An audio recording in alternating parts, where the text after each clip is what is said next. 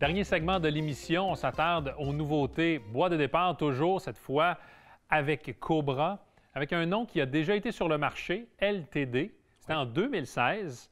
Et là, cette fois, c'est LTD-X, avec 3 différents modèles pour cette année et de nouvelles technologies. Oui, écoute, on a le fameux LTD-X qui va toucher une plus grande gamme de golfeurs. Le modèle standard. Le modèle standard. On a le fameux LTD-X Max pour ceux qui font des crochets extérieurs. 2 poids amovibles qu'on peut changer. Et on a le fameux LTD-X LS Low Spin avec les 2 poids en avant pour enlever l'effet rétro le plus possible. Et dans ce modèle, le LS, on a 2 différentes couleurs. On a dans le bleu marine et le standard noir mat. Vraiment un super de beau look. Évidemment, j'ai mes préférences à ce niveau. Pour ce qui est des technologies, on en a 2 là, qui sont complètement nouvelles pour 2022. Écoute, on a la Hot Face, ce qui donne un 15 points pour un sweet spot idéal, donc plus facile. Et on a le fameux Power Core ici, qui est un pot qui est mis en bas de la semelle pour faire un effet rétro plus bas et plus de vitesse de balle. Oui, on veut toujours plus de distance. Oui. Le concept de poids radial pour s'assurer que les poids sont aux extrémités est un concept qui évolue depuis plusieurs années. Justement, on écoute Tom Olsavsky, directeur ingénierie chez Cobra Puma Golf. Yeah, so the Power Core technology up front is really that's going to give us the best of both worlds. It's going to give us all the speed we want, a high launch and a low spin performance.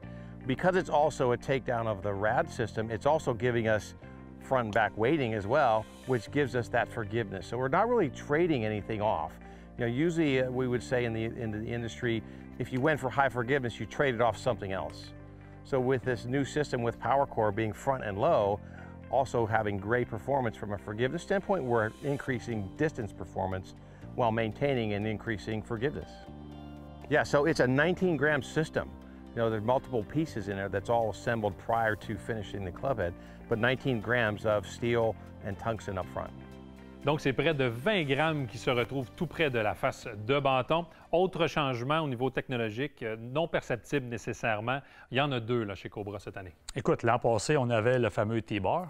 Alors, le modèle était en T ici qui tenait la structure. Cette année, il est en dessous du bâton, ce qui est vraiment plus solide.